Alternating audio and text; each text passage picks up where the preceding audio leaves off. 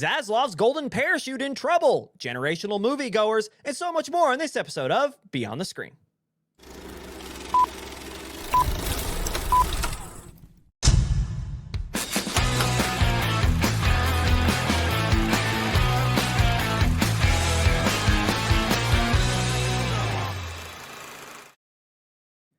Hello, everybody, and welcome to another exciting edition of Beyond the Screen. I'm your host, Ryan, and with me, as always, is the illustrious, the amazing Jacob Holtzclaw. Ladies and gentlemen, we are alone this fine evening as Emily's out of town, so she can't hop on our fun call, our Monday night podcast, which means I'm pushing buttons again. So, as always, forgive me, because a guy can only do so much at once, and reading and like they say, like, pat your head and rub your tummy. I can't do that. I've never been able to do that. So it's going to be a fun experience again. Hopefully we can get through this in one piece. But as always, thank you so much for being here in one piece. I'm kidding. That's what we're talking. No, we're not. But with that out of the way, did you hear this, Jake? We'll go ahead and get right into the news. Spider-Man Brand New Day is reportedly going through reshoots to, quote, add more humor. That is according to Tom Holland. No. Do we think this is confirming a really dark storyline, which many online are pointing towards and saying Man-Spider, which was kind of the OG idea when the latest trailer released, was everyone was like, Man-Spider. And then kind of collectively there was a no, too dark. But then now they're talking about adding humor. I'm not for the humor. I want it to be sad. I want Spider-Man to be good. Spider-Man is broke with women troubles and his elderly aunt is always in danger of falling down the stairs or villains. And then like any other normal person in their 20s, their boss is out to get them. I love the idea. It's like all I can think about, and I'm sorry, my mind lives in SpongeBob references, but where it's like that dude is like when they're looking for SpongeBob in the early series and Sandy's going crazy and one fish picks up the other and like crushes him into SpongeBob shape, and he goes, here's SpongeBob, and he goes, I'm ready. And Sandy goes, no, you ain't. But it's Tom Holland as Spider-Man going, I'm happy, we're adding humor, and you just, no, you ain't. That's literally, yeah. I hate it, man. Why are we adding humor, man? I thought they had a good thing going. I ain't even going now. He got hit by a truck. I thought that was like it was gold. I don't know. I feel like maybe they wanted to give it the Marvel treatment a little bit. You know what I mean? Like That's the what thing killed him. Yeah, I want to get him, but I don't know. That's what killed them, man.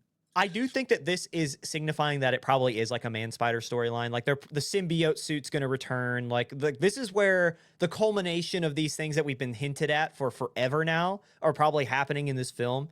And hence why they're like, oh, they guessed it, like the internet, as they do a Always lot. do. Yeah, with these Marvel, specifically Spider-Man films. Shrek. And so they're like, we're going to have to fix this. So they send in for reshoots to potentially add humor. Thing is, too, is that this could be a bit of a misdirection, a misguide, because I was on the internet and I don't remember who it is. And I wish I could give some credit. I know, shockingly.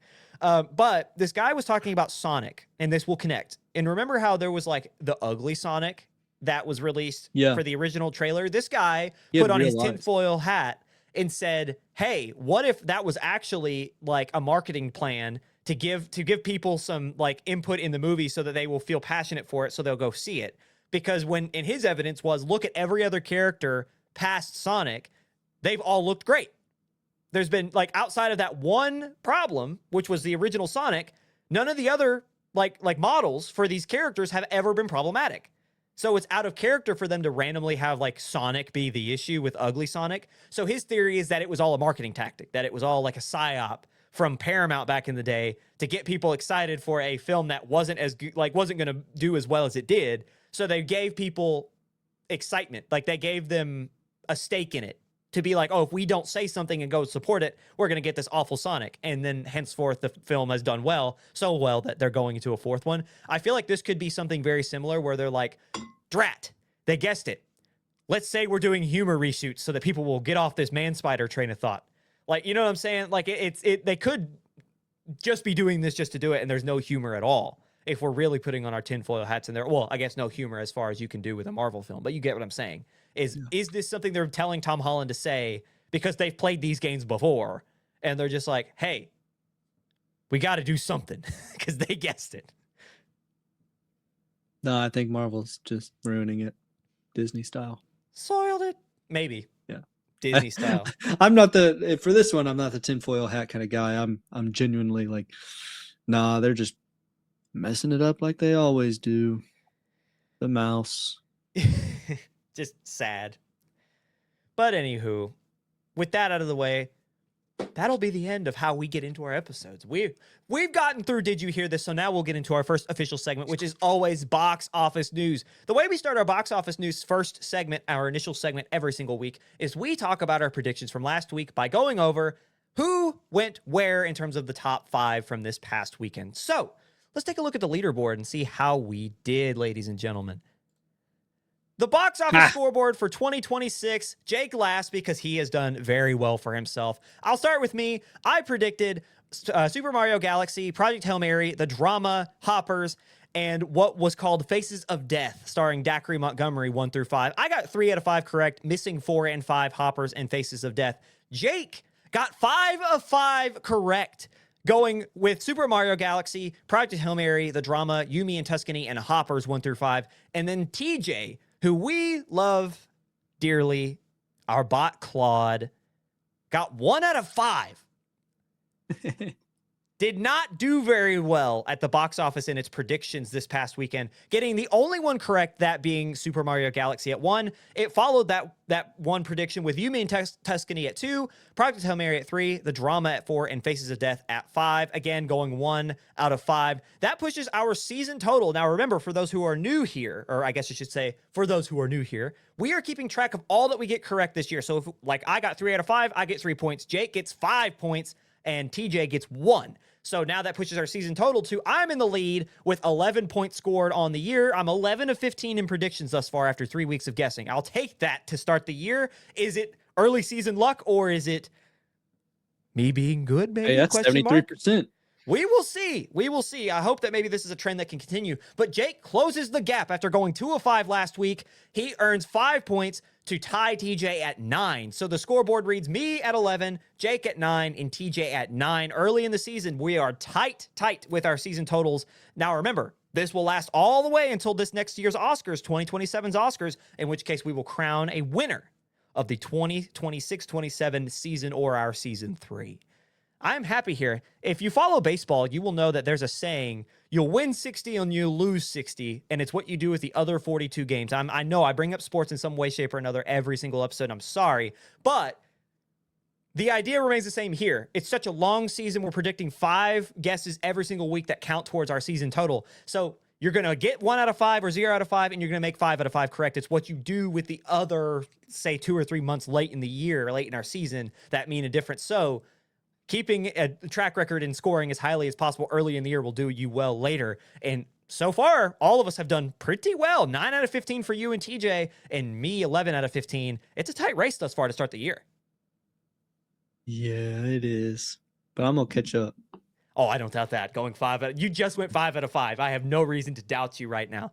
But with that out of the way, you might remember, you might have heard, but let's go over our box office hits really quickly and say that top 5, the accurate 1 through 5, as it stands from this past weekend. Super Mario Galaxy leads the way at number 1, followed by Project Hail Mary and The Drama from A24 at 3. You, Me, and Tuscany comes in at 4th, and Hoppers from Pixar rounds out our top 5. How about we go back to the top and let's read those numbers and tell you exactly what they earned and how they got to where they are. Coming in at number 1, not a shocker to anybody, Super Mario Galaxy in its second weekend earned $69 million domestically, pushing its global tally to $629 million. In 2 weeks, Jake, it's earned $629 million.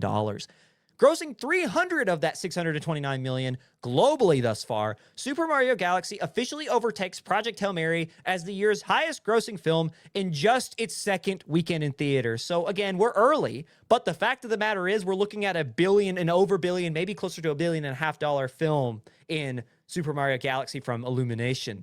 The $629 million global tally also earns this film Illumination's top 10 domestic, or just earned film of all time, I should say. So in just 2 weeks, Illumination's sequel to Super Mario Brothers pushes itself into the top 10 of an Illumination's earning all time, which is from the past 20 years, that's a high mark because Illumination is a high earning production house. So good job for Super Mario Galaxy. Coming in second in its 4th week in theaters is Project Hail Mary. We're getting updated numbers as I speak. So what you're about to see on the screen is going to be slightly inaccurate, but we can't help the finalize the hour that we're recording. So Project Hail Mary in its 4th week in theaters earns $24.1 million domestically and $510 earned globally thus far. Officially overtaking The Martian's domestic box office run, the Ryan Gosling-led Frame continues to perform swimmingly in theaters after a month at the box office. Coming in third in its 2nd weekend in theaters is The Drama, again from A24, earning $8.7 million domestically, pushing its global tally to $65 million. And a bit of a shocker, A24's dark comedy holds firm thanks to great reviews and a very strong word of mouth from audiences after seeing it. Only dropping 38% in ticket sales, The Drama earns the title as one of A24's top 10 highest domestic earners. So we're seeing a lot of films do very well in the box office lately. Going down the line here to number 4.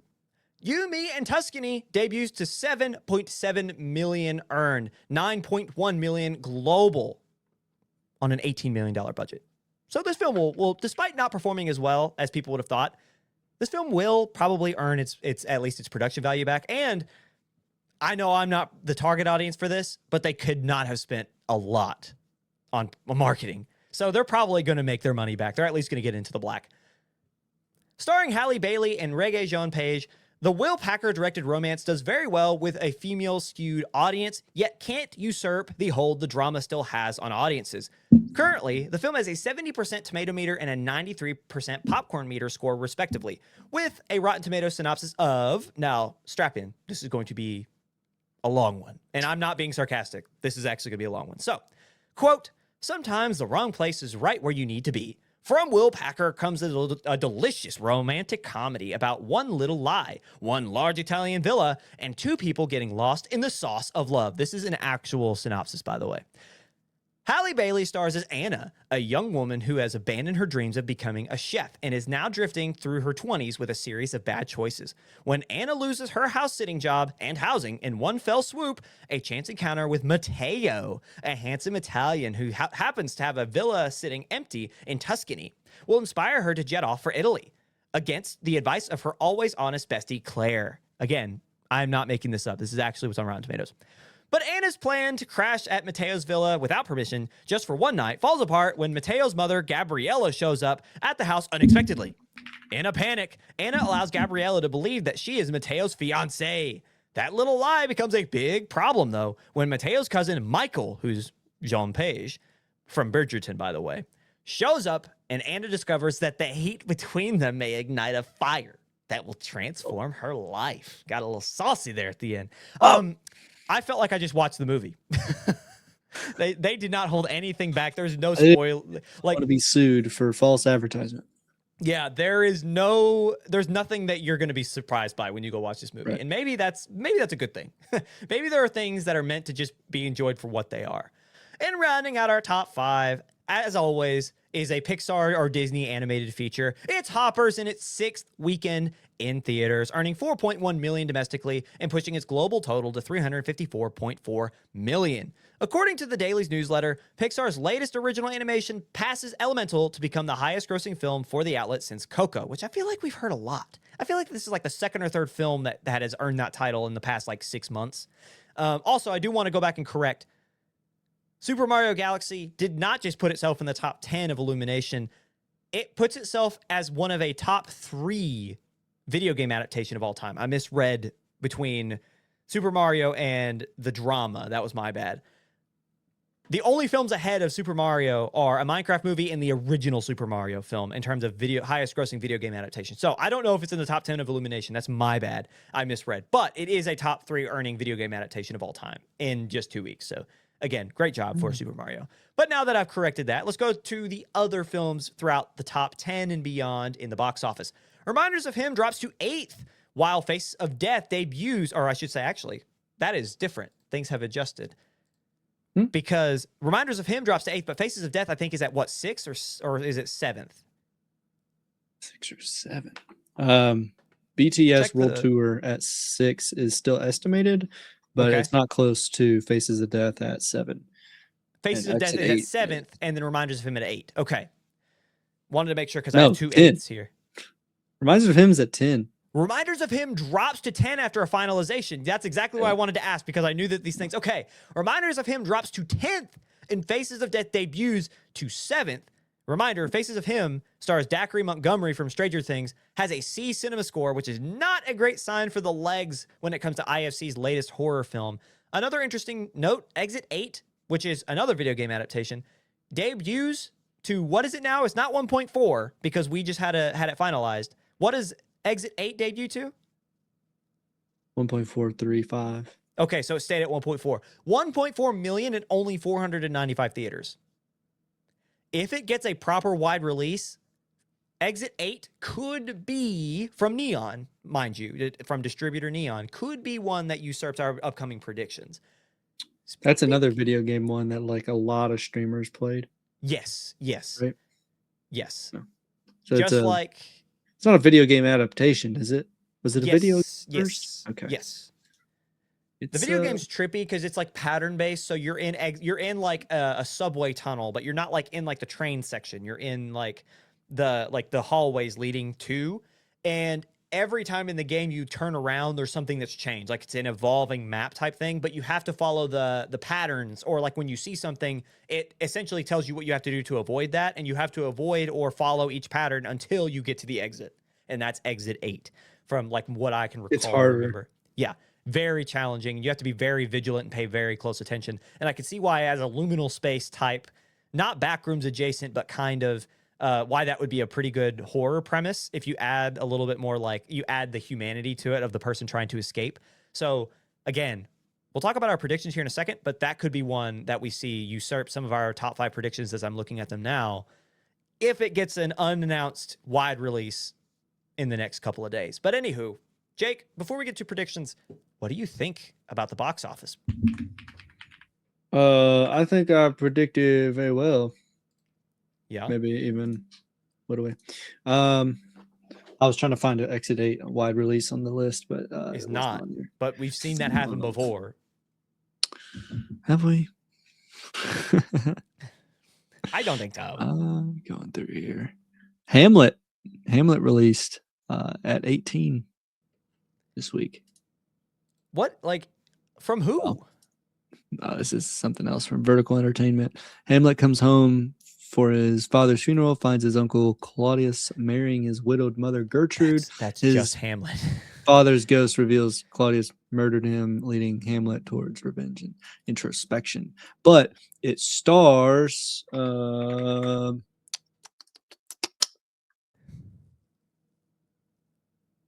somebody I don't know. I thought I knew that guy. Never mind. I don't know any of these people. Vertical. Who's Vertical Entertainment? I have a fear about You what don't know I know. who Vertical Entertainment is, man? Come No, on. no, I don't. Behind. Is Vertical Entertainment? Do they? They did 2012 Vertical releases, all mediums. The Astronaut with let's see here, with Kate Mora, which I kind of that looks familiar. They did Dracula, the most recent Dracula, I think. Yeah, this is most definitely the one with with the one with Christoph Waltz, where he's like the religious dude trying to kill. Yeah. Looking through, I don't see anyone else's. Dead of Winter, maybe.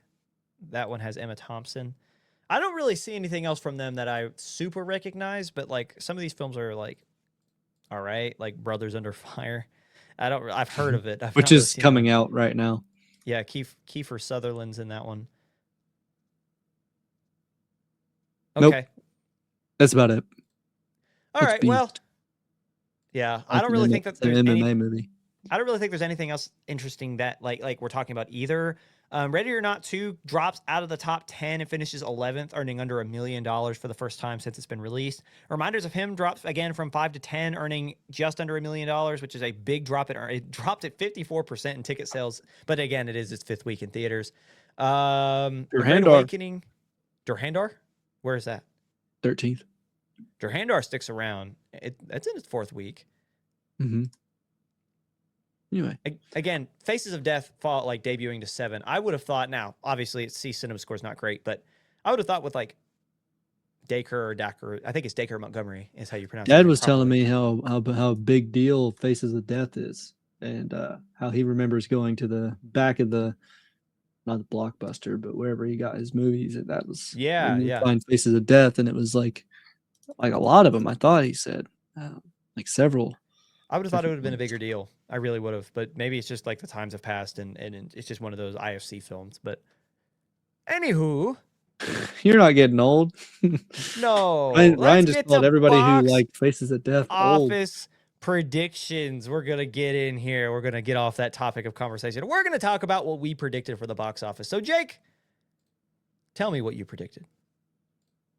I have the best predictions. I predicted Super Mario Galaxy at 1. I think Project Hail Mary will hold at 2 continually. I lost my my list here. Yeah, so it's at 24 million now, only dropping 23% in its 4th week. Like that's a crazy so it did drop. And it's returning to IMAX. Don't forget, it's coming back to IMAX. It's only lost 90 theaters. Yeah. The Super Mario movie gained 32 theaters in its 2nd week. But I think that's why Project Hail Mary is a solid 2. You'll figure out why I'm mentioning it. I've got the who did it again? I miss it. Lee Cronin's. Yeah. The Mummy is coming out. I've got it at 3. I think it's going to do decent. It's going to beat out the 3rd week, The Drama, with Pattinson and Zendaya. It going into its 3rd week, I don't think it can beat out The Mummy. And then I've got an A24 film called Mother Mary with Anne Hathaway at 5, because I think my girl Anne can pull that off. And it's A24.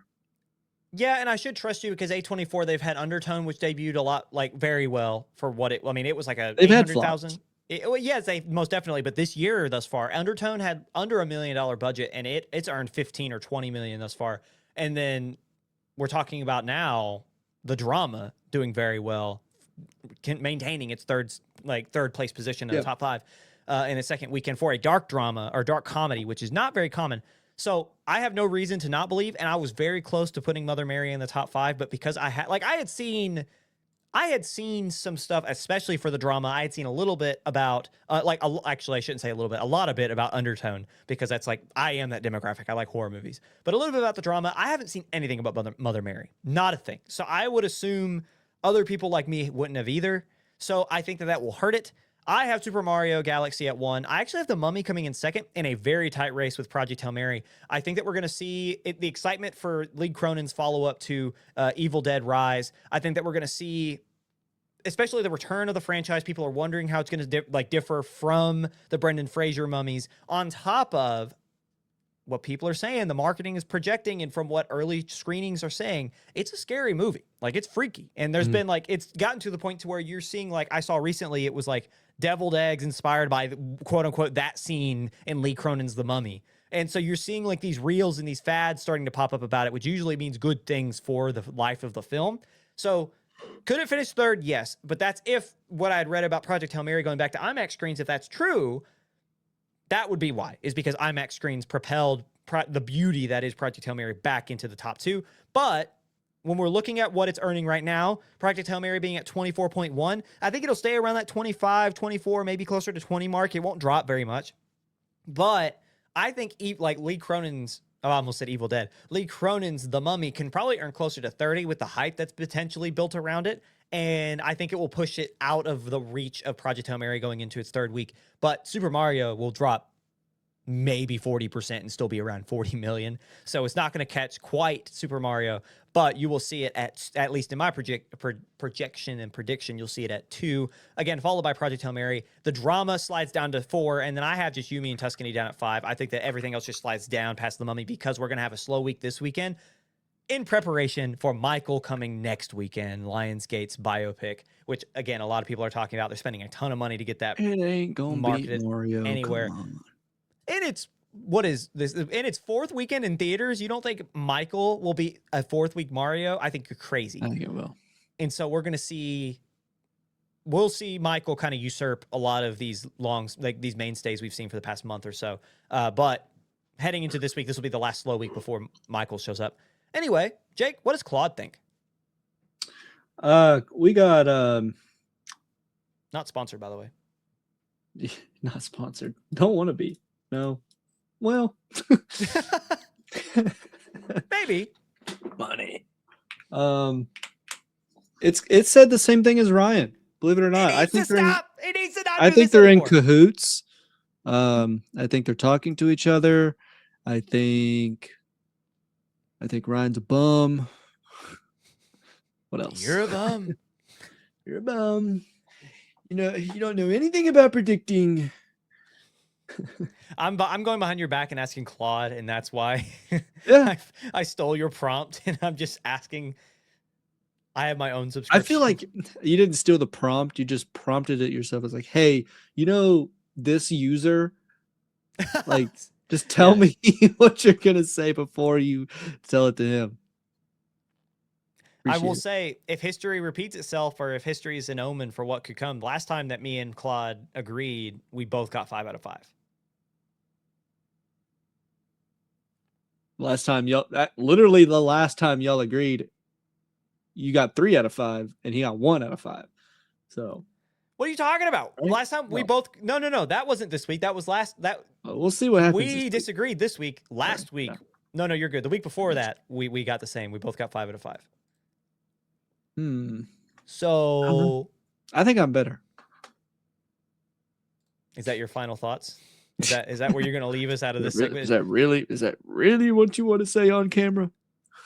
Just hit one of these real quick. You sure that's what you want to finish with? For our audio listeners, it's just a straight mouth. Just For the audio listeners, just know that I'm giving Ryan the middle finger. use your imagination. Figure it out. No, just kidding. We love you, audio listeners. And with that out of the way, we'll go ahead and break segment 1 and go into segment 2. Speaking of the break, coming up after the break, Zaslav's golden parachute in jeopardy, and who's potentially saving theaters? Stick around to find out.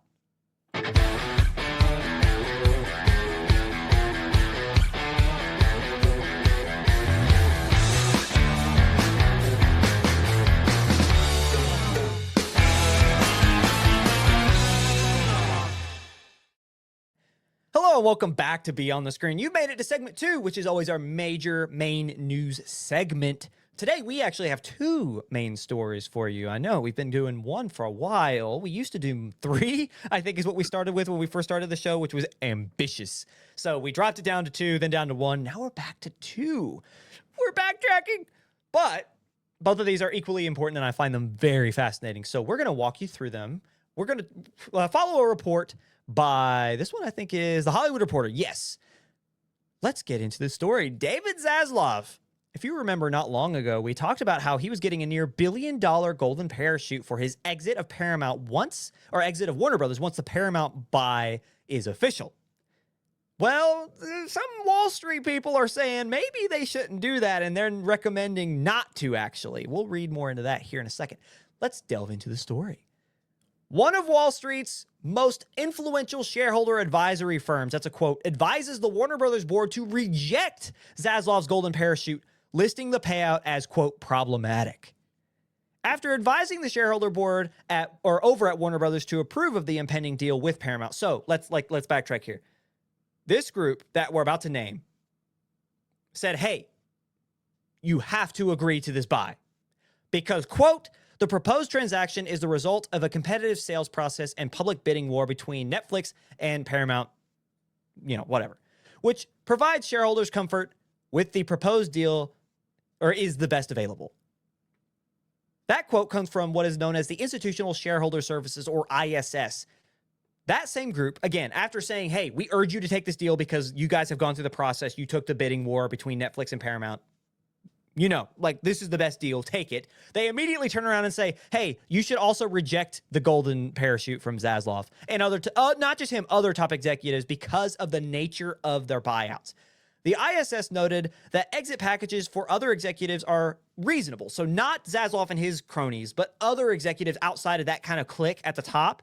Those are reasonable. And they listed that they're reasonable because of their double triggers. So what that means in short, when the sale goes through, that is one of the two triggers that have to happen for them to get their money. So essentially what they're doing is they're putting stipulations on their buyout packages. So you don't just sell and then get it, right? Like, it's not something that's just easy to have happen. You have to, one, the sale has to go through. That's one of your double triggers, right? One of your double stipulations that has to happen. The other is, or not quote technically, but the executive in question has to leave for, quote, good reason or be terminated. So after the sale goes through, these other executives not in this main clique at the top of Warner Brothers, they have to leave for good reason, i.e. for another job, or be fired.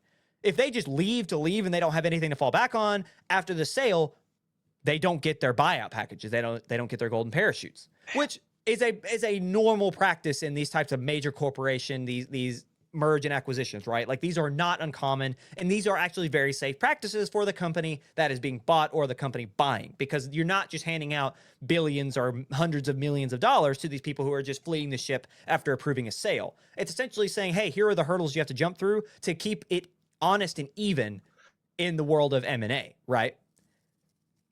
ISS would continue to call Zaslav's exit package specifically problematic due to what they refer to as a excise tax gross-up, which was approved by Warner Brothers a month ago. So after it was approved a month ago, ISS came in and they kind of took the lay of the land, and they're saying, hey, this, what is being, again, labeled as the excise tax gross-up, that's not really that cool. That's problematic. According to Google, an excise tax gross-up is, quote, a contractual provision in executive agreements where a company covers the 20% excise tax or related income taxes imposed on excise parachute payments. So essentially, this contract, or what they're agreeing to, or what they've agreed to, is to say, hey, when they make that big lump sum of money, so think whenever you hear of like a lottery, right? They're like, oh, you $1.4 billion lottery. They actually pocket like 600 million because these taxes click, right? These heavy taxes, or 800 million or whatever. And they pay instantly back to the government a good hunk sum of change. What is happening with this excise tax up is, or gross up, I should say, is they're not only paying this straight out what they've agreed to, but they're also paying that 20% tax that the government is imposing on this major payout. So it's pretty sweet for Zaslav if that goes through. This ensures, again, that they receive their full intended payment, making them whole in an after-tax basis. This is continuing the quote from Google. Though it is considered costly, shareholder unfriendly, and uncommon, which is why ISS was saying, hey, this is actually problematic. Continuing with this practice specifically, they were describing that it has largely been eliminated in companies of the same size, and described the cost as, quote, inconsistent with common market practice. So they're not only saying that this isn't something that happens very common, it's just straight up abnormal that Paramount and Warner Brothers have agreed to this, that they're agreeing to pay this major tax after they're essentially buying him out for $1 billion. They're then adding on another couple $100 million just to make sure he gets a full takeout of what they've agreed, right? So ISS is very much like, hey, that's a lot of money. Not normal. Not normal that you're paying his taxes that he's supposed to pay after that. That's been eliminated everywhere else, and it's just not friendly to the company that's paying it, right? Further stating, quote, the value disclosed in the golden parachute, and this is from ISS, I should say, the value disclosed in the golden parachute table for CEO Zaslav is at over $886 million, represents one of the highest golden parachute estimates ever observed. And this is from, again, one of Wall Street's most popular and most trusted advisee groups. Okay.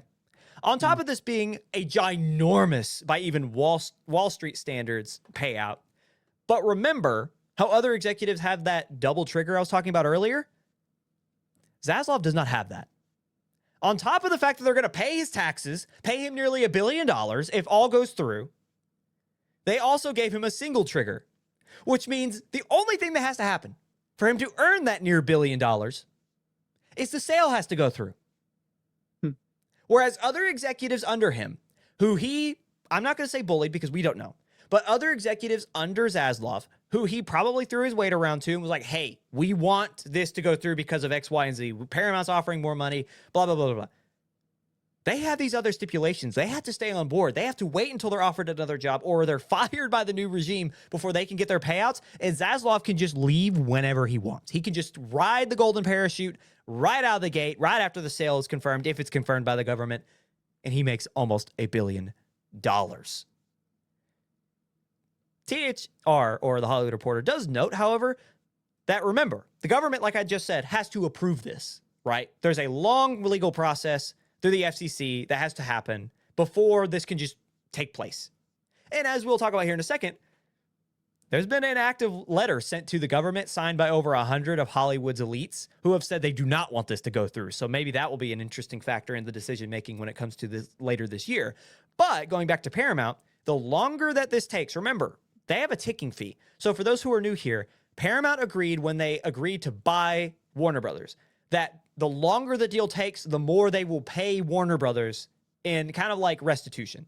Like they're paying them and saying, hey, for you guys waiting, for you guys like buying in with us, we're going to pay you this ticking fee the longer it takes us to get the deal closed. If that happens, according to the Hollywood Reporter, Zaslav will earn less.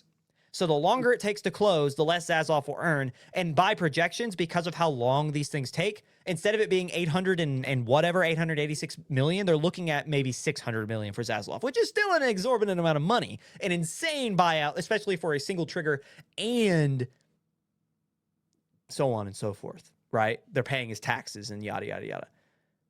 So Jake, how bad is it that even Wall Street is recommending you refuse your own boss's payment? Pretty bad. Those Wall Street guys love their money. Yeah. Yeah. They're like, Yeah. Like pulling the collar. Hey.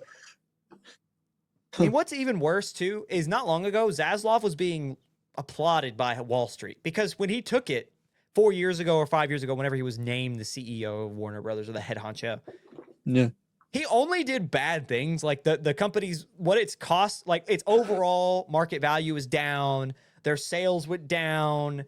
Their box office returns went down, and he somehow turned it into $1 billion, right? So at first, the Wall Street community was like, one of us, yeah! Like he's like the frat bro everywhere is like hero, right? The business frat bros, like, oh, I'm the next David Zaslav. And then that same community, after a couple weeks, was like, ooh. Oh, who thought up that idea? Yeah, terrible. So, and the thing is, too, something to think about ISS is, Jake is back. He's back. For our audio listeners, Jake's camera just cut for 3 seconds and he returned. It did the do. It came back. But think about ISS because of the nature of its reputation, right? It is recommended. It has like kind of sifted through these types of purchases for a very long time. While it is not required to go by what they say, more often than not, when they kind of lay down the law and they lay down the gavel on what they think, Jake disappeared again and he's back. Hold on. More often than not, they do it, right? Do we feel like this golden parachute for Zaslav is in jeopardy because of the ISS's ruling and their recommendation? Hold on. Sorry. He's looking to fix his camera. I plugged it in and I unplugged it and I plugged it back in. Yes. But do we think his golden parachute's in jeopardy? Is the question. Dude, it ain't a silver parachute, I'll tell you that much. I mean, what constitutes a golden parachute besides an exorbitant amount of money? And that's it.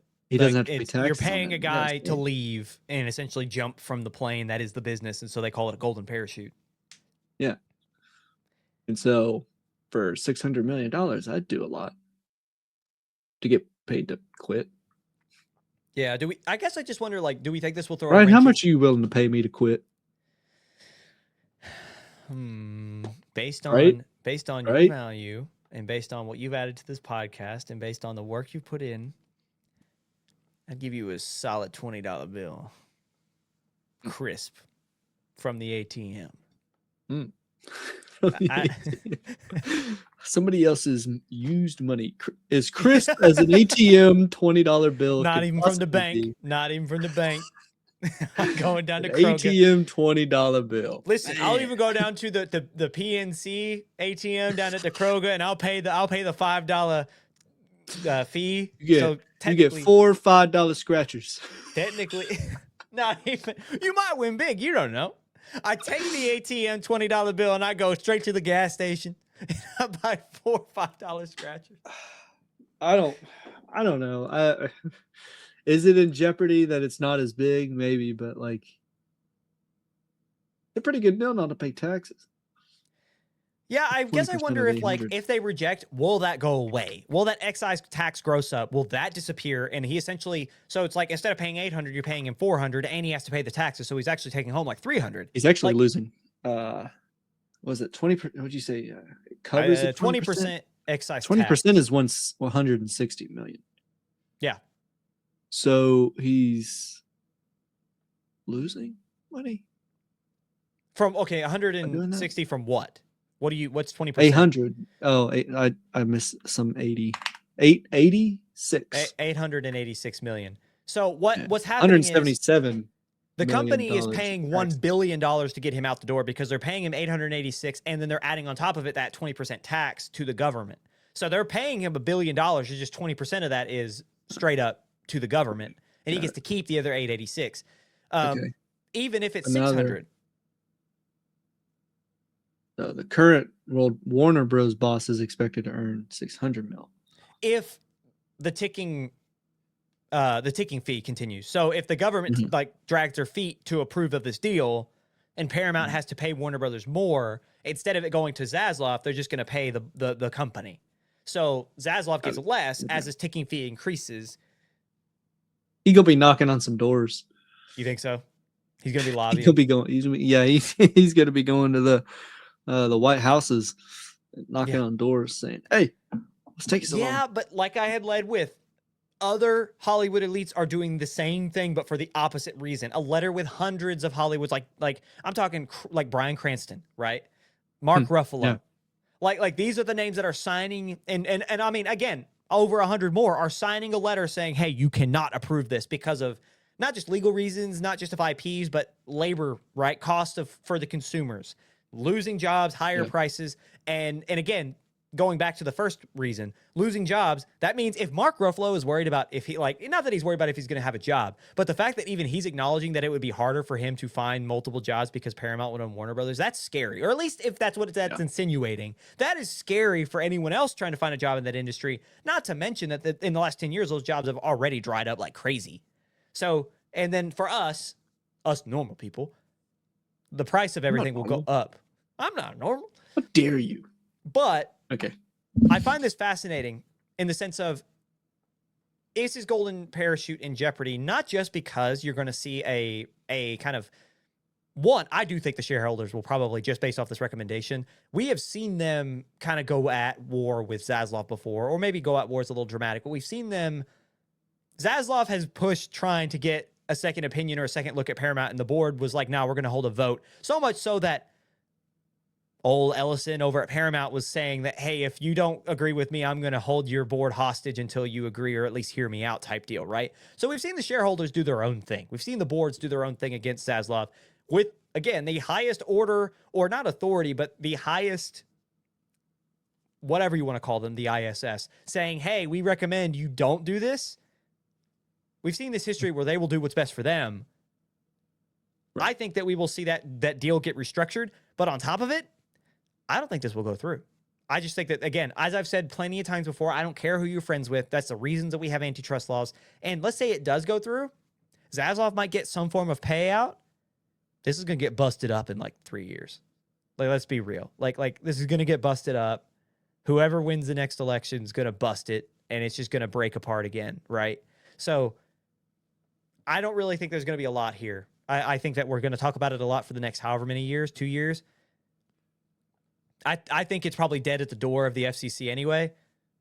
But if not there, give it a minute. Give it an administration change.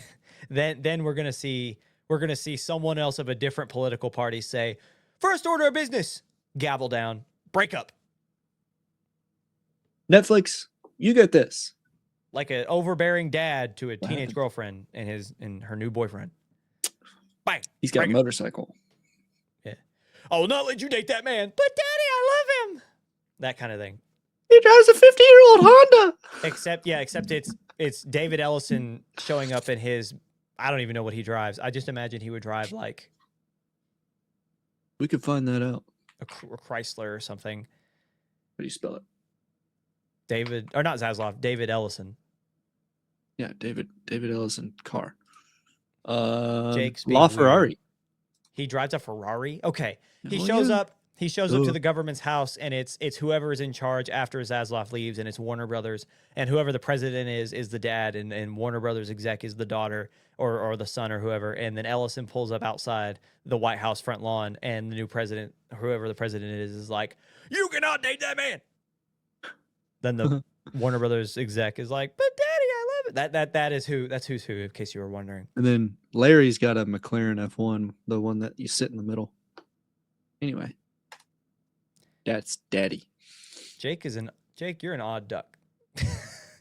Hey, photos, man, photos. What Larry Ellison drive? That's kind of dangerous to have out there. You know that? Let's like not. Dude, I mean, you're acting like that's. I only own one car. I was about to say, I did think that after I These said it. guys. Like he definitely has more than one, but that is dangerous because like if he chooses that, These guys one have day, more than 10. more than likely. But anyway, I find this fascinating. And they would prefer not to own many because they're depreciating assets, and they still own double digit. Anyway, What do we think will happen with this? I know I've kind of given my opinion, but Jake, what do you think? I think it'll tick once, and Zaslav will pull his hair out, and something will happen before the second one. Do you think we will see Zaslav as the CEO? Let's say he's never bought out, because this is dependent upon it going through. If it doesn't, if the SEC, if Brendan Carr, if DJT, right, if our president is like, actually no, does Zaslav stick around?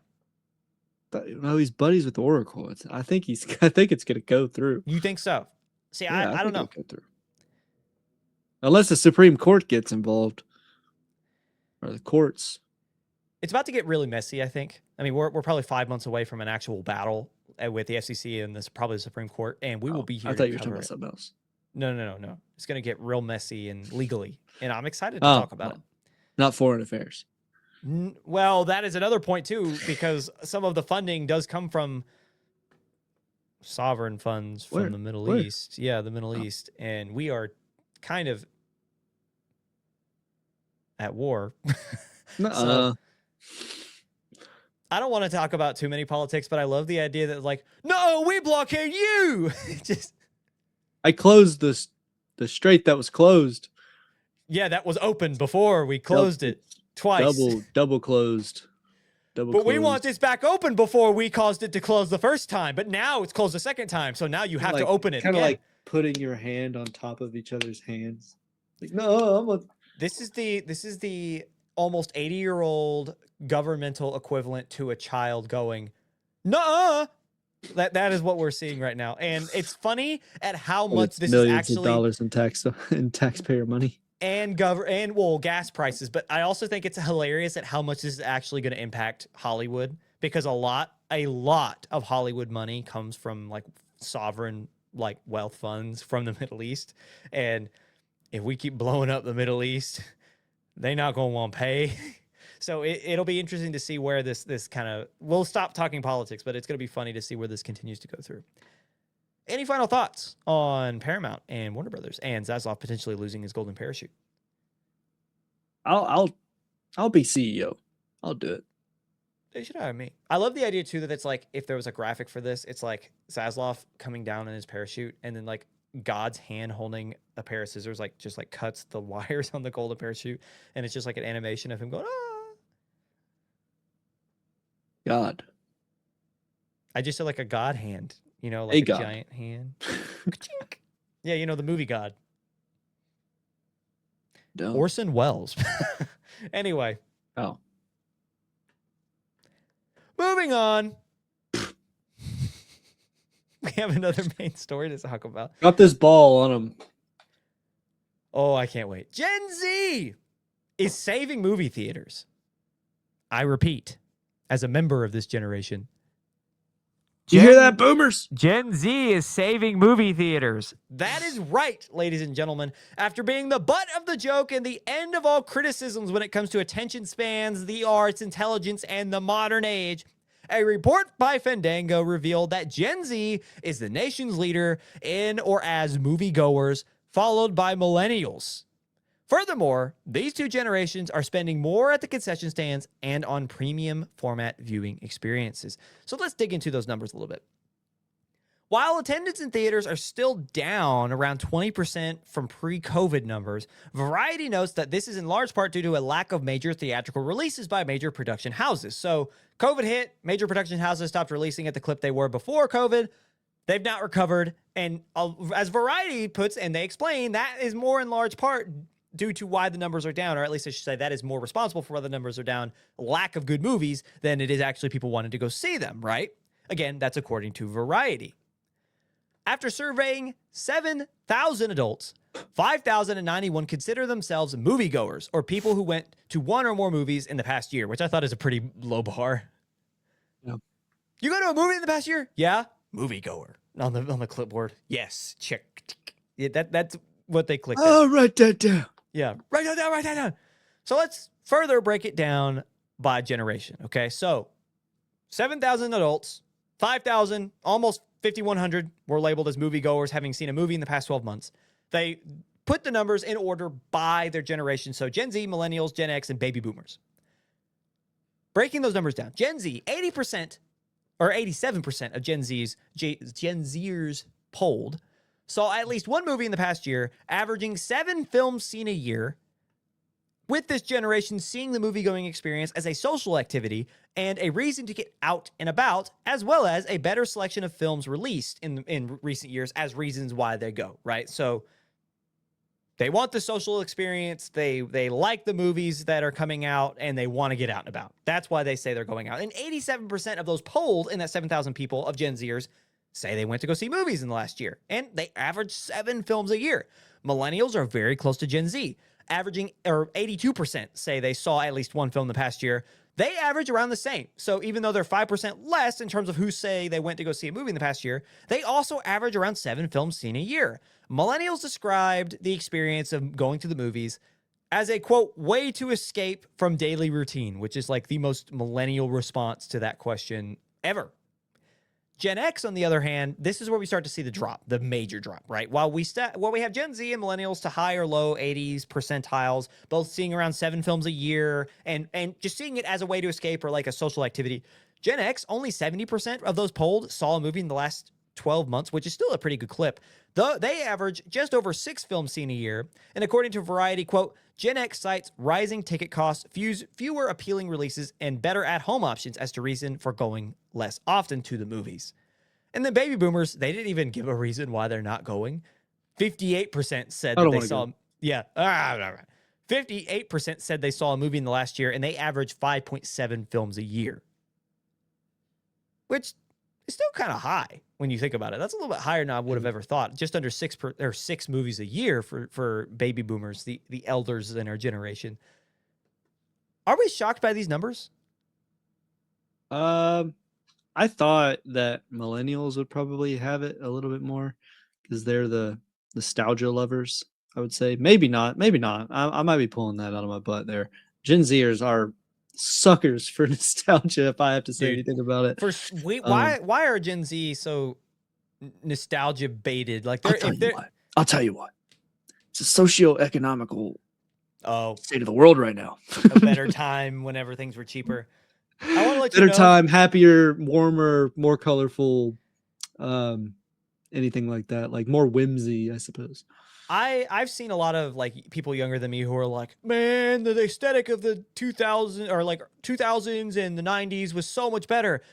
When millennials were our age, 2008 was a thing, and they were in the exact same boat. So I think it's just the idea of they feel like they missed out. And I feel like, especially with like, again, like sports, like when I was a kid, I loved like pro wrestling or like whatever. And when I see these old, whether it's old pro wrestling shows or when I see like again, like I love Transformers too. When I see like the Transformers from the 80s or whatever from the 90s or like 90s, like new metal and grunge, like I like hard rock. I like whatever. So it's like I do get that sense of like, man, I feel like I missed out. Like, wouldn't that have been cool to have seen that and to experience that in its heyday? It's kind of like I think where that comes from. But this is also the same generation. This is kind of why it's not that shocking to me. This is also the same generation that is absolutely embracing physical media. They're the ones pushing back against being stuck on the phone. They're the ones pushing back against streamers trying to buy. They're buying DVD players. They're buying VHS players, Jake. They're buying VHS tapes, cassette tapes, CDs. I may or may not have bought a radio over the weekend. What are we talking about? See? And so it's just like, I feel like this isn't that shocking when you take into account, like, now we come from the generation, so we see it. Like, this is happening in real time for us by our peers. So it's like, it's easier for us to sit here and say, obviously. But when I read this, what really kind of hit my mind was like something that we had brought up maybe a number of weeks ago now, 2 or 3 weeks ago. I was having this conversation I work at a higher education university. I work in my state. I should have just said, as opposed I work in lower education. I work in higher ed is what I should have said. I work at a local university, and I was having this conversation with some of my students that work under me in the media scape, in the media realm. And they were talking about, they were scared. And this is like a 21-year-old was talking about how they were scared because they had seen a statistic that the average person on Reels or on social media will spend 3 seconds before swiping. That's the average time. 3 seconds is all you got to hook people, which I believe wholeheartedly. And that they scared them because they were talking about how like, oh, attention spans are awful. And it's like whatever. Like they were buying into this bait that is kind of the criticisms of their generation, of our generation. You're the problem. Yeah, really. But the thing is, and something that really stuck out to me in that moment was like, we've talked on the show a number of times at length, right? Not length as us talking at length, although we have, but at length of content. Of our content, we talked about getting it shorter, of content that we watch in the movies, of content we watch at YouTube. And realistically, 3 seconds on social media, yes, that makes sense for those things that are trying to get you to swipe as much as possible and as fast as possible. Instagram, YouTube Shorts, and TikTok are designed for you to do that. That is the whole point. They've been found liable in a court of law for that reason not that long ago. That is their entire design. So in my mind, that is a fallacy if you're looking for that, right? If you're trying to determine what attention span actually is or what it's been reduced to by social media or in the realm of modern age technology, using the 1 or 2 outlets that are designed to be that quick on your attention span is incorrect for determining the entirety of the attention span of a generation, in my mind. Because in the conversation we had, and again, we talked about this a little bit not long ago on the show, so maybe this might be a rehash for those who were here 2 weeks ago. But a point that I would make is, what's the average view time for a YouTube video? It's probably closer to 30 minutes. The average view... Yeah, I watch a bunch of 20s just right off the rip. Yeah. What's the average view for a movie? Because the thing is think about the biggest movies in the past 5 years even. Yeah. Oppenheimer, 3.5 hour movie. Dune, each of the Dunes are long, right? Barbie's not that short. No. Project Hail Mary is 2.5 hours.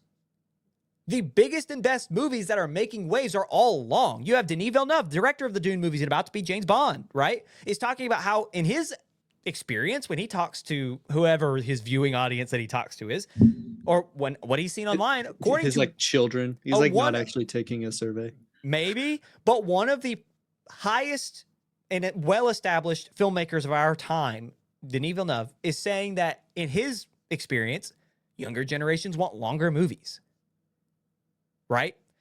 Yeah. If anything, this proves it.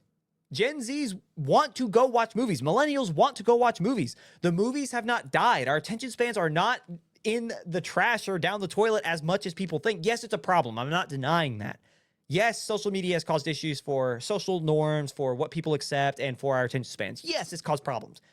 But when you really take a look into, or at least take inventory of media and of what people are consuming, I would argue that long-form media is more prominent and more popular today than it ever has, or at least has been since the 1950s or 50s or 60s, right? Maybe 70s. Yeah. I would argue.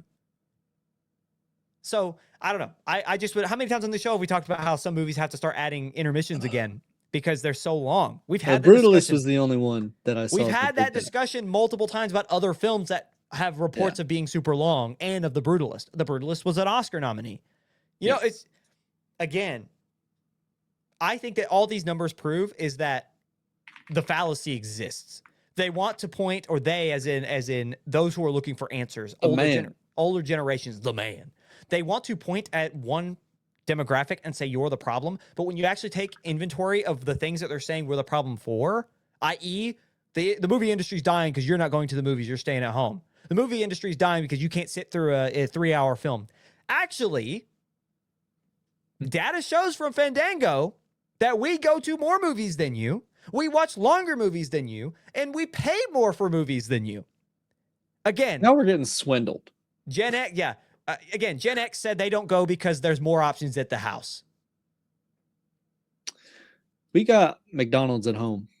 Right. That's exactly, that same generation. So this does kind of bother me a little bit. And this is for me, especially like having seen this, having to prove this point or like make this point to people younger than me who are trying to enter the field that I'm in. It's like, hey, like relax, like don't fall into this pitfall.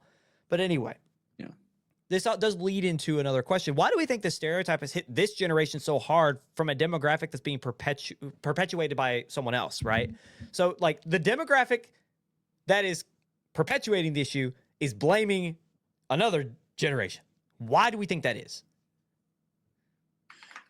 I mean, it perpetually happens down through the generations of like, oh, you're spoiled, and it's like perpetually going down further. And it's like, we're living in the society you built. So I think that's what it is. I think that's like, it's the death of movies. And then all of a sudden you have this generation coming up who's buying 50-year-old and 40 and 30-year-old like electronics or bringing back styles that were cool or weren't cool.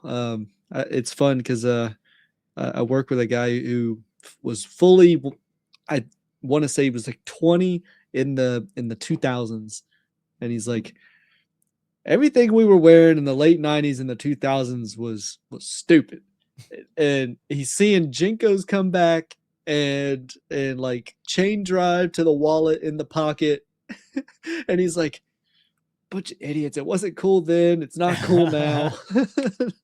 And that's the whole thing is just like they want to harp on it, but I don't know. And there's probably some stolen valor there too, right? Yeah, and well, the thing is too is like I as you're talking, it does make me wonder because like that concept of like it wasn't cool then, it's not cool now. I wonder if because I mean that got me on another train of thought, but I do want to get to I want to get to where I am now. I don't want to walk you through my whole path I was going to. I'm going to cut that short. I wonder if this isn't a response by this generation as well. Like we're tired of being, because we grew up on the streaming age, in the worst part of the streaming age. We didn't get to see it kind of developed in whenever it was $7 for all of Netflix with no ads, right? I think we're the teeter-totter or the seesaw. I think that's what's made us different. Whereas, I mean, you could say that the millennials are there with us, which is why they're also in the 80s. And there is a big jump between Gen X and millennials, where Gen X went through all of their schooling and much of their adult work life with physical paper writing most of the time. And then computers kind of hit right when they kind of entered the workforce, maybe.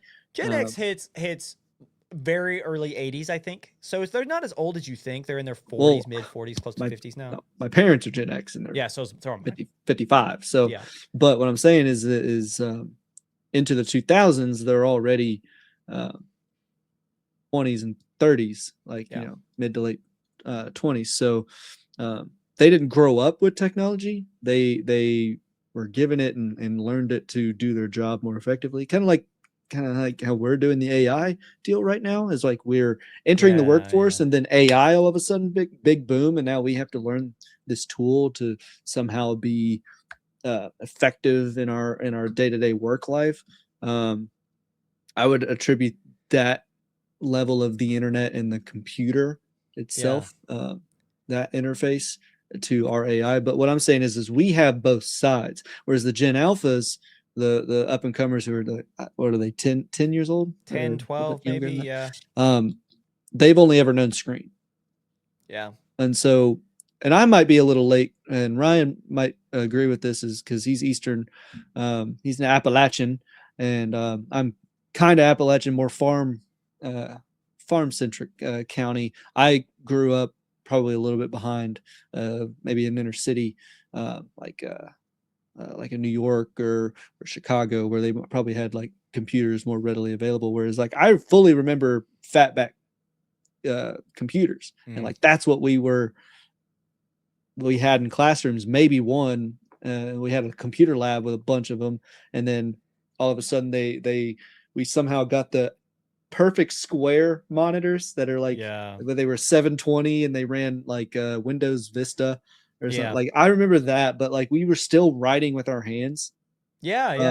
Through till mid high school, where they gave us Chromebooks, and then we were writing.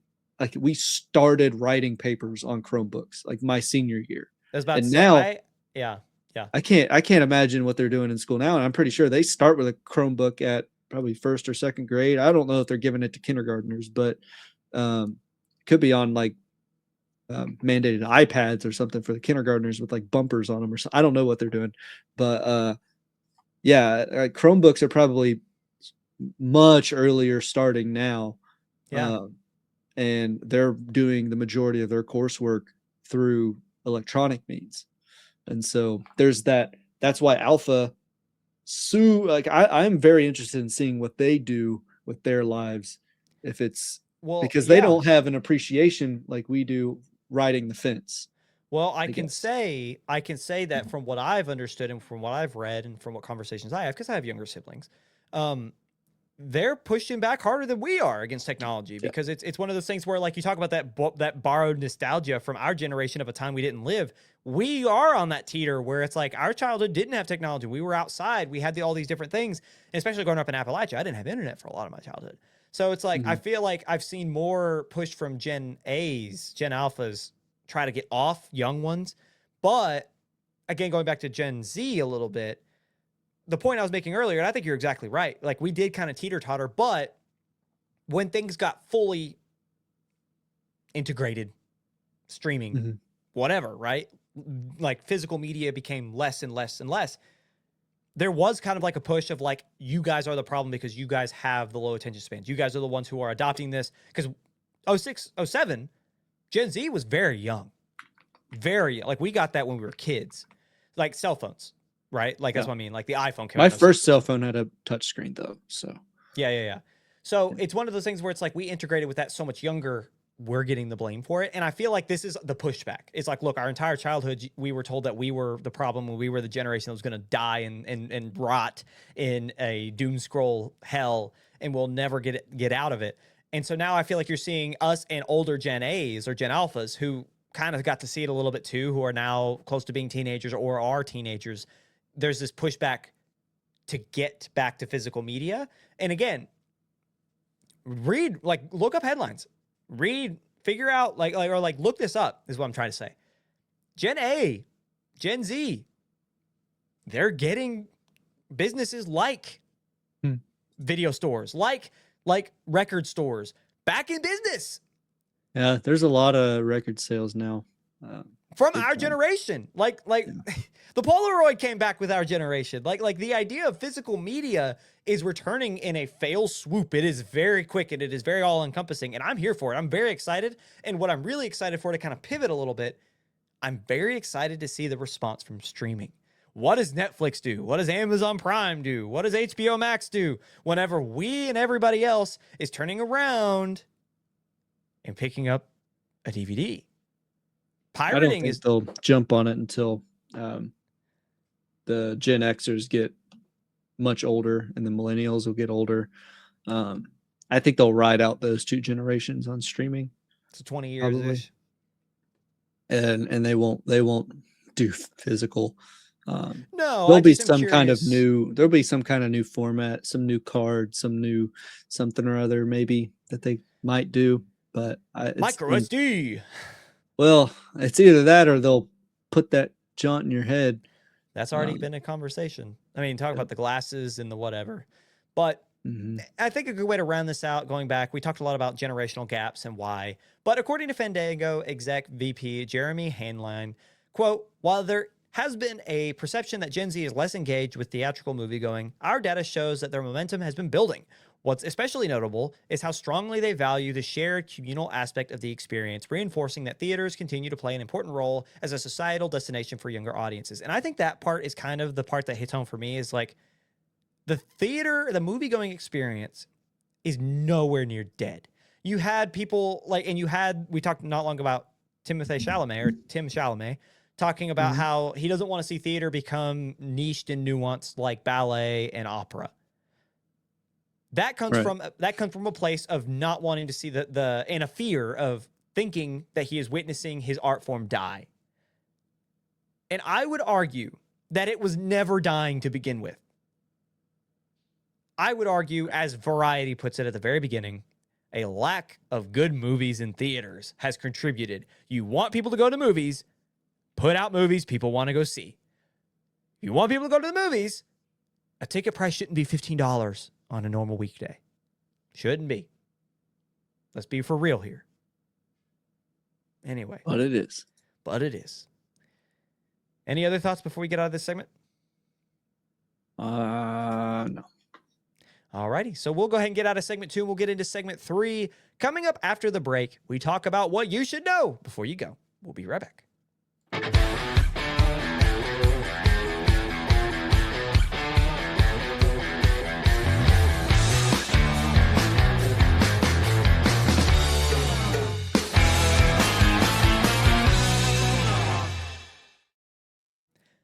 Hello, everybody, and welcome back to Beyond the Screen. You made it to segment 3, which is always what you should know before you go. Our quick hits segment. We read the quickest of the hits. I didn't mean to just restate it, but the idea is there are a lot of headlines throughout any given week, and we can't get to all of them and talk about them as complex and as deep as we did the last segment. So we read them out, we give you our quick thoughts about them, and then we get you out of here so that you are staying informed on the latest and the best from Hollywood and entertainment. Before we get into it, though, I always like to say thank you guys for being here. Thank you for allowing us to do this. This is one of the best things I get to do in a week. I love that we have created and cultivated just our show and like this audience that we have that we get to come back to every week. So thank you guys for allowing us to make this and for allowing us to just spend time together. Even if Emily's not here, this is, again, the highlight of my week. And the fact that you allow me to talk about movies, which is my all-time favorite thing, you allow me to hang out with my best friends, and you allow me to again, just create and just enjoy is something that I can never put into words how much I love this and you. So thank you so much. Thank you for being here. Like, subscribe, share, follow, comment, regardless of where you are, whether you're on Apple, whether you're on Spotify, or whether you're on YouTube. You know what to do and you know where to find it. So anything helps. Again, liking, subscribing, sharing, all of it. It might seem like a little trivial thing, but it really does help. Also, follow beyondthescreen.podcast on all of our socials, whether it's TikTok, whether it's Facebook, whether it's Instagram. We are there, and we would love to see you there. So with that out of the way, Jake, are you ready to get into our quick hits? I am. I can't wait. There's some good ones in here. Yeah, I'm excited. Starting off with a banger. Warner Brothers sells out IMAX 70mm tickets 8 months early and in minutes, putting pressure on Marvel for their shared release date. Jake, what do we think? I'm thinking we're going to see a close race here. Did you see that what I texted you right before the pod? What was it? Was I guess they did test viewings, and it is rating up there with Infinity War. I did see that, yes. I didn't see it from you, but I have seen that before, yes. Yeah. Audiences are really, or critics, I should say, are really enjoying Doomsday. Isn't that awesome? So, yeah. Which it just means that December is going to be a great time of year. It's going to be a fantastic viewing experience going from one to the other, and then Jumanji 3 to round it all out. It's a holiday premium. But the question is, with IMAX, that was always kind of the chip on the shoulder for Warner Brothers. they have the IMAX screens, right? Like they have the balls in their court. Mm. Do we think Marvel will move Doomsday? No, You don't I think don't so? think they'll move. I think they'll try their best to stay where it is. We talked earlier about like good movies in theaters and like people will go and see it. What better way to get people in theaters than competition? Yeah. Like having these two movies in the same weekend back to back, people are going to go double feature. They're going to go see it multiple days. They're going to multiple weeks even. People are going to want to go see one and the other, then maybe watch another one again because they liked one over the other so much that they want to see it a second time. So again, 2026 is going to be a fantastic year for the box office. It already is. It's outperforming. We're seeing pre-COVID numbers for box office earnings and returns. So it's been a great year thus far, and it's only going to get better. Moving on. The Mandalorian and Grogu is tracking to open far lower than any Disney-released franchise film thus far, and that's for Star Wars. Should we be worried about The Mandalorian and Grogu? And what does Disney have to do to right the ship in Lucasfilm and Star Wars? This kind of tracks. Like I try to film this year. Yeah, I don't know. I don't think Mandalorian is going to be strong. I think Starfighter is going to be pretty strong, but I don't know. Grogu could put millennials in seats. Yeah, I think Starfighter will do well, not because it's Star Wars, but because of Hail Mary. I think that seeing Ryan Gosling in space will do enough because of the recency bias and the happiness people felt from Project Hail Mary. They will go to watch that, and that film will perform very well. If I remember correctly, it's tracking to open, The Mandalorian and Grogu is tracking to open at 70 to 80 million, if I remember. And the lowest film that Disney has had thus far, I think, was Solo, and that opened to like 112 or 120 million. Like, even the worst Star Wars films thus far for Disney have opened to hundreds of millions. And now we're looking at one that's going to open less than, and it's supposed to be kind of the end, or at least the cap on a long-running story that people have loved. So what do we think has gone on with The Mandalorian and Grogu that people have just kind of, they're not interested in this anymore? Like, not interested. 70 or 80 million is insane for most people. But why do we think that it's tracking so low for an IP as beloved and as iconic as Star Wars? I think it's been a while. It's been a while. Sorry. Yeah. Yeah, I think that's we haven't seen it in a good bit, right? So I think they took too long. They took too long for, at least, I mean, they should have had a show and a movie within a few months of each other, and it's got to be like a bombshell ending of the show that is resolved in the movie, maybe. I think they bit into the golden apple. Yeah. And they did very well with the original few shows they had, right? Like Mandalorian and Grogu and so on. Like I know Obi-Wan Obi-Wan's kind of hit or miss with some people, or I guess it's called Kenobi, whatever. But I liked it, and a lot of other people did. Like, it did very well. Yeah. Andor is obviously a top tier Star Wars story. But like the Book of Boba Fett was not great. You know, like there are others that missed, and I feel like the fad on the Star Wars shows, because we've been so long without a movie in general, has kind of faded. And I think people are tired of the shows and of these spinoffs. They want to see more concrete movies because, again, it's been almost a decade. So I think that also plays a part in it. And I think you're exactly right. People are tired of waiting on this. They took too long. So I completely agree. And to answer the second part of the question, I think they've already done it. I think Dave Filoni is going to right the ship creatively somehow, some way, just because he comes from George Lucas and now he doesn't have anyone like... I don't want to continue to throw shade at Kathleen Kennedy because I do think that she tried her best. And I don't think everything she did was absolutely terrible, but she is largely to blame for the state of Disney Star Wars. But I think getting back, I mean, you had Mark Hamill via Screen Rant recently saying that he was excited for Dave Filoni and he feels like because he was George Lucas's apprentice that he is like the guy to right the ship. Yeah. Like Luke Skywalker himself is giving Filoni the stamp of approval. So I'm excited to see where it goes from here. I think they're already on the right track with who they have leading the creative side of things. However, that's going to take time.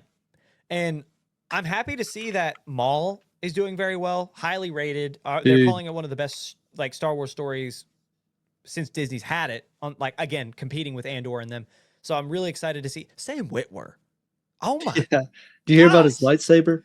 Yes, it's got his scream in it, but also like there's that screen grabber. There's that still of him with the contact lenses, and he drew the Maul marks on his face while he was mocapping. And it just like, those people need to be in charge of Star Wars.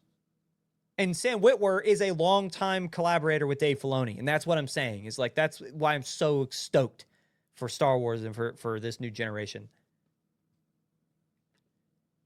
I'm not gonna watch Clone Wars, unfortunately. I think I've missed that bus. It's too long, dude. I can't. No. Listen, I can't. It's too long. Hold on. Time out. There are ways that you can get through the main storyline of Clone Wars without watching every single episode. There are guides out there that can get you from where you need to be to where you want to go without watching every single episode of the Clone Wars. And I'm telling you, it's so worth it. Just get the expedited version, then get through it. And then I'm telling you, you'll be like, you know what? I want to go back. And you will watch the whole thing. I am telling you, this guy loves anime, okay? This guy's fraud. He loves anime. And he's like, I don't want to watch the Clone Wars. No, come on, man. You're missing out. You're missing out, is all I'll say. Yes. Anyway, we'll go ahead and move on. Unless you had another point. I do not. Okay, Ray Fiennes claims HBO asked him to return as Lord Voldemort in their upcoming Harry Potter reboot series, stating, quote, I remember being asked the question, would I reprise the part? This was some years ago. I said, yes, I'd love to. I think that ship has sailed, talking about he thinks now the ship has sailed, but years ago he would have said yes because this has been in development for a long time. I'm surprised. That's shocking to me because he doesn't seem like one that would want to return to roles like that. Ray Fiennes? I think he enjoyed it. Yeah, I think he did too. I think he probably loved I mean, it was probably like the time of his life, you know what I mean? Like it's his most outlandish character I think he's ever played. Let me look up. Who are we gonna get if it ain't him? Everyone says that Cillian Murphy's probably in line, but I feel like he's turned it or said no multiple times, but it could be a Andrew Garfield type. I don't know. The only person that he might have been in his career that was as outlandish as Voldemort, like as not as villainous, but was Gustav in the Grand Budapest Hotel. But I mean, he also was in Schindler's List. Yeah, he was also, I can't remember his name. Goth in Schindler's List. Absolute terrifying figure. If you haven't seen Schindler's List, I have not. You need to correct that. You need to fix that because it's That's what I'm doing tonight. You're not going to sleep. I mean, not that it's scary, but it'll make you think. You'll be like, it's so good. Turn it off, man. Turn it off. Turn that off. Moving on. No thoughts. I think you enjoyed it. Okay. I want to talk about the next. No, I want to talk about the next one. He is so excited for this next one. Carl Urban reportedly wants to star in a Red Dead Redemption film adaptation, stating, quote, I mean, come on, John Marston. I'd love to play that character. Not a good cast. I thought the same thing, but mainly because I just don't think he fits. Like, I feel like he could fit in Red Dead at some, like with, you make him grow a beard and throw a cowboy hat on him. I feel like he could fit in that universe. But no, I don't think John Marston. Not John Marston. John Marston's, I hate to say that he's too Weasel-like for Carl Urban to play. But I feel like Carl Urban is not, he's not like that skinny and squeamish per se. You know what I'm saying? Yeah. Trying to look through the gang here with the members. I have a solution to this because I already have a casting that will work. I have a casting that is better than Carl Urban. And I have a casting that I think everyone unanimously will agree with if they decide to do this, because he's right about the right age. He will have to dye his beard a little bit, but he, whatever. Just get the voice actor to play him. What? I don't understand why it's so hard. Rob Wythoff is his name. Bro, have you seen him at a con or a convention where he's speaking? Yeah, he loves it. Not just that he loves it, not that he lives that character. His voice is just the character. Like, he's not putting on a voice. Yeah. I love watching him play video games, and it's just John Marston playing video games. Yes, it literally is just because that's just his natural voice. You're telling me, like, you throw a cowboy hat on him, grow his hair out a little bit, and just dye his beard.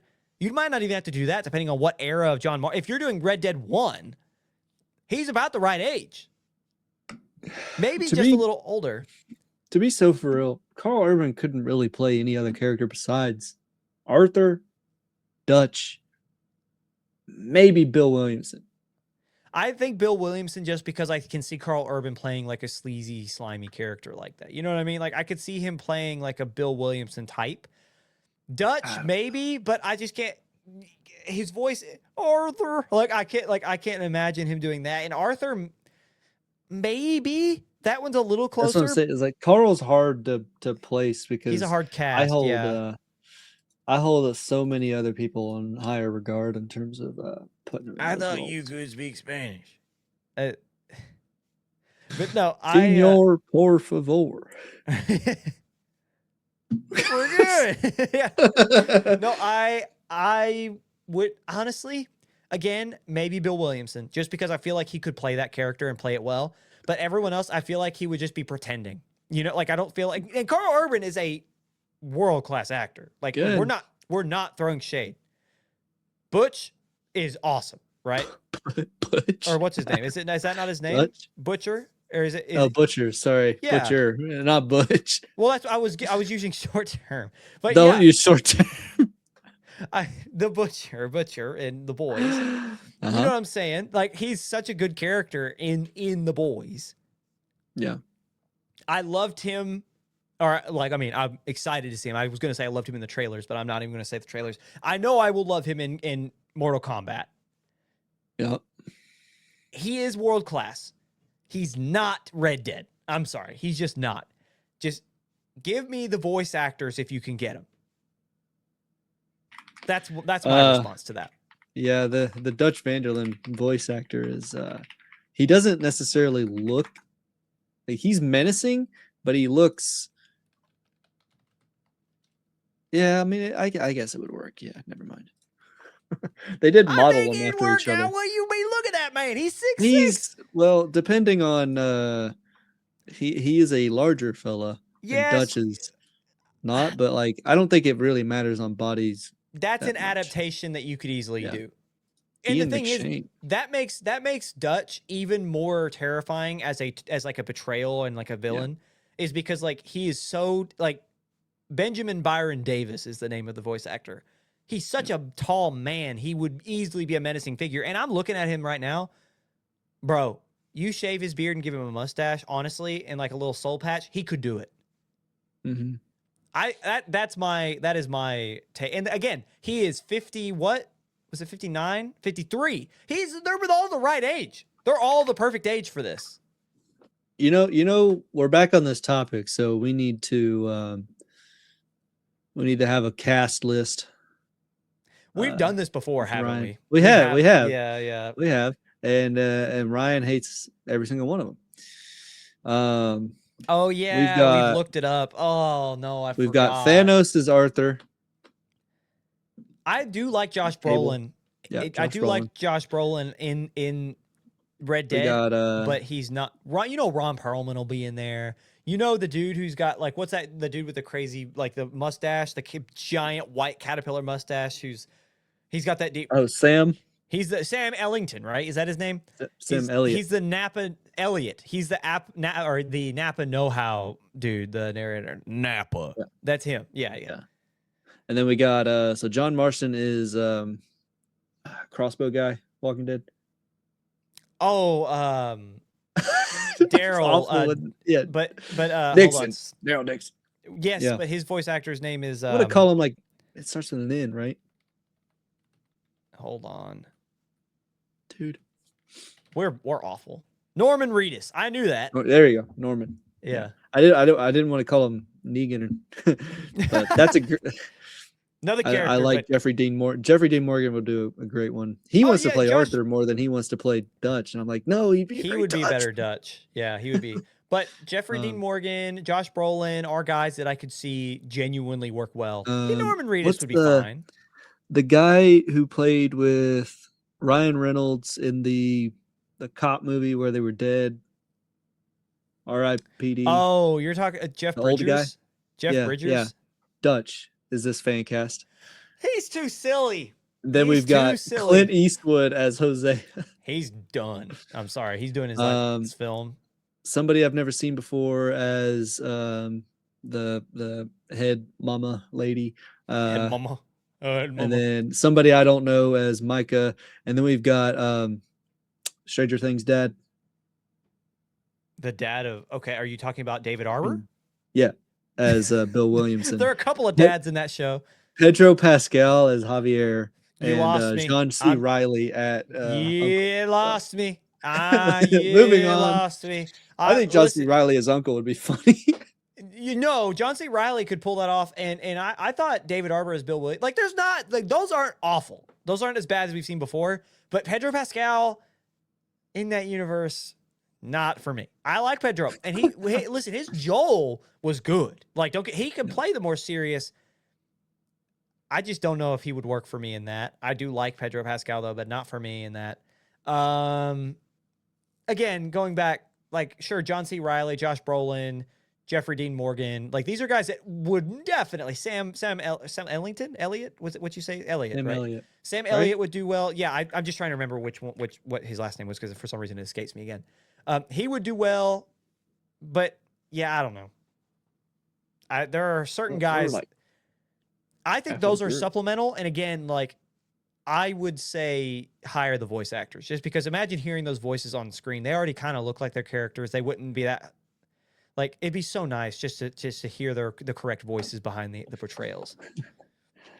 Got some jelly beans. You got jelly beans. Have you seen those? We have to move on because we're running over time. But where they modded the game and they switch Arthur and the kid that he takes fishing. Yeah. What you got there? Jack Marston. Yeah, Jack is the high pitch. What you got there? And it's Arthur. He's like, I got this from Mama. It's such a good. If you haven't seen that, look that up because it's pretty fun. But anywho, moving down the line.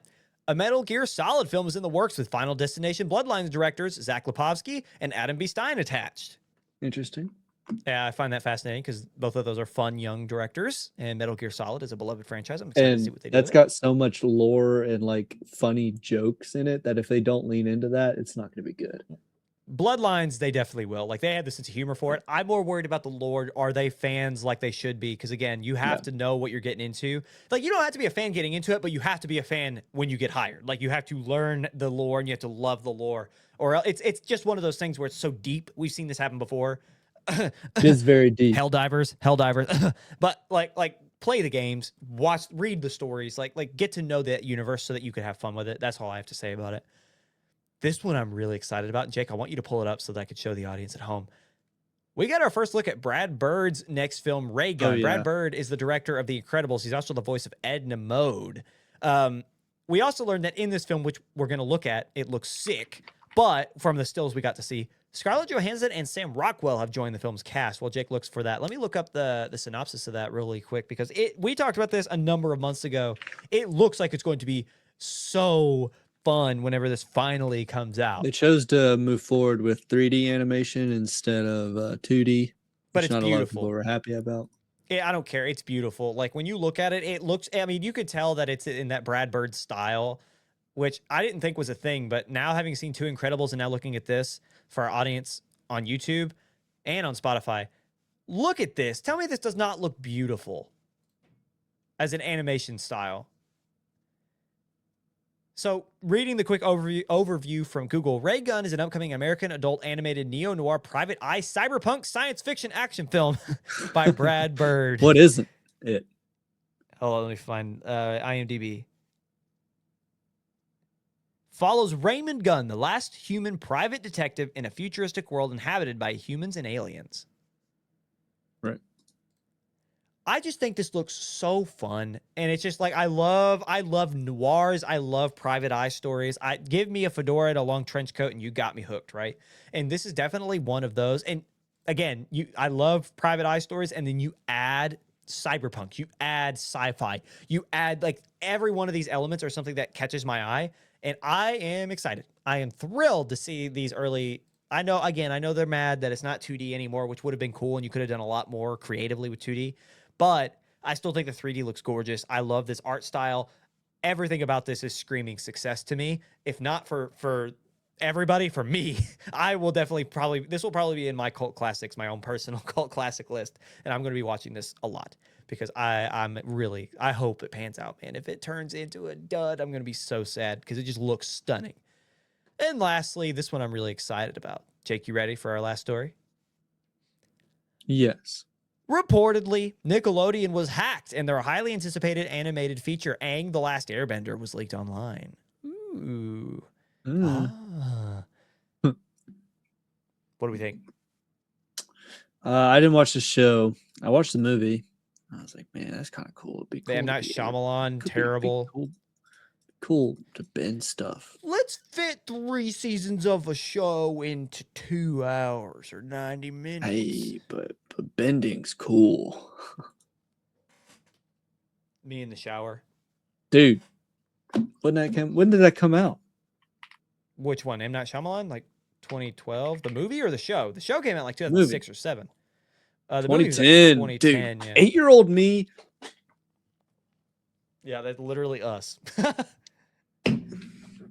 That was hard.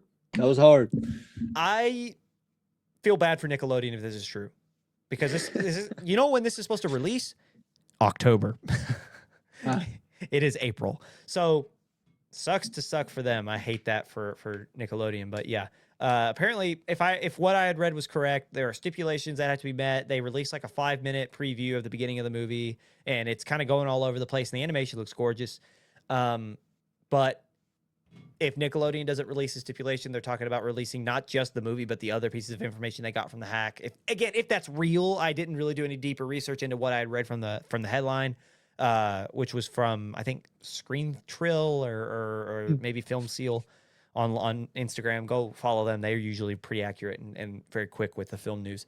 But yeah, fascinating stuff, and I'm interested to see the fallout for that. And I hate that for the creators of that, because can you imagine working for probably multiple years, working real hard and trying to bring that IP back in a way, and those characters back like Aang and Toph and all them, and only to get hacked 5 months, 6 months before release. Dude, AI, and we're gonna see a lot more hacks coming up, but that's a conversation for another time. Yeah. Anything else you want to tell the people before we let them go? Nope. Have an awesome week. Yes.